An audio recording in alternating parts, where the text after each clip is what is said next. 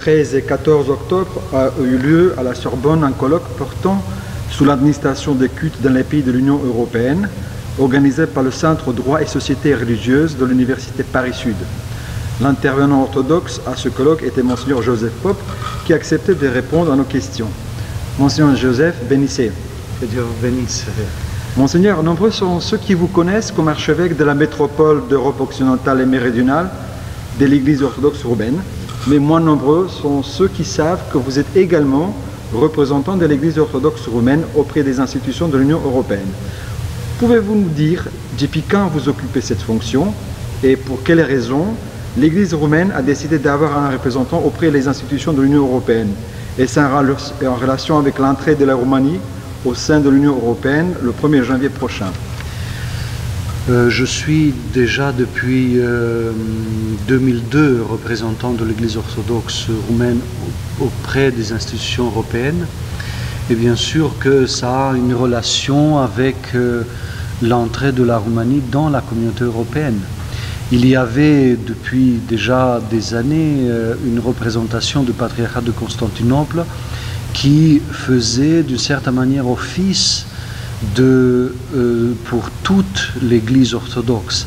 Mais au moment de l'avancement des négociations de l'intégration européenne de la Roumanie, nous nous sommes rendus compte que nous avons besoin d'un élément de lien entre la communauté européenne et la Roumanie à travers l'Église aussi.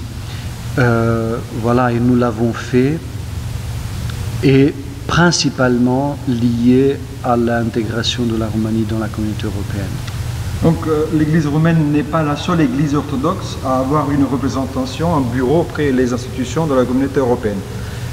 Quelles sont ces églises et y a-t-il une concertation et une coordination dans votre travail avec ces églises?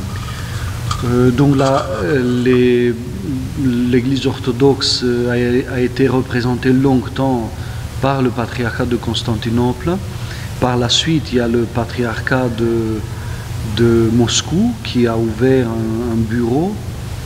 Par le fait qu'ils avaient beaucoup d'orthodoxes russes ou d'origine russe dans la communauté européenne, eux-mêmes n'étant pas censés d'entrer un jour dans la communauté européenne. Par la suite, l'Église de Grèce a ouvert un bureau avec un représentant, et par la suite l'Église roumaine. Aussi, nous avons un représentant déjà depuis 2002, et voilà, un bureau fonctionne déjà depuis le 1er septembre.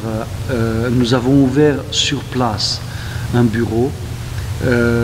Et nous avons un secrétaire, un conseiller coordonnateur qui s'occupe de l'endroit. Mais il ne suffit pas d'avoir un représentant et de le mettre à côté des autres. Il faut une collaboration parce que souvent nous sommes appelés à soutenir des points de vue communs pour toute l'Église orthodoxe, mais bien sûr il y a des spécificités pour nous. Par exemple, pour l'intégration de la Roumanie, nous faisons un travail approprié à travers les prêtres, à travers les diocèses, à travers les bénévoles et tous ceux qui travaillent pour l'Église et qui touchent aussi un côté social, un côté public. Et quels sont donc les moyens, les actions pour arriver à ces objectifs-là? Qu'est-ce que vous avez comme action concrète? Donc il y a avant tout un échange d'informations, c'est ça qui est le plus important.